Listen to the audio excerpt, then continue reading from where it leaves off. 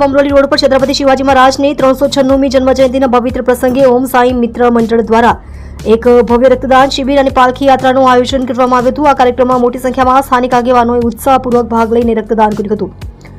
મંડળ દ્વારા આયોજિત આ 12મી રક્તદાન શિબિરમાં યુવાનોથી લઈને વરિષ્ઠ નાગરિકોએ પણ રક્તદાન કરીને માનવતાની સેવાનો અનોખો દાખલો બેસાડ્યો હતો। આ શિબિર દ્વારા એકત્ર થયેલું રક્ત જરૂરિયાતમંદ દર્દીઓને જીવનદાન આપશે તેવી આયોજકોએ ખાતરી આપી હતી। રક્તદાન શિબિર પૂર્વે છત્રપતિ શિવાજી મહારાજની ભવ્ય પાલખી યાત્રા નીકળી હતી। ઢોલ નિશાન અને ગરબાના રંગમાં ડૂબેલી આ યાત્રામાં મોટી સંખ્યામાં શિવ ભક્તો જોડાયા હતા। યાત્રા દરમિયાન જય ભવાની જય શિવાજીના જયકારા ગુંજતા હતા, જેણે સમગ્ર વિસ્તારમાં દેશભક્તિ અને ભક્તિનો માહોલ સર્જ્યો હતો।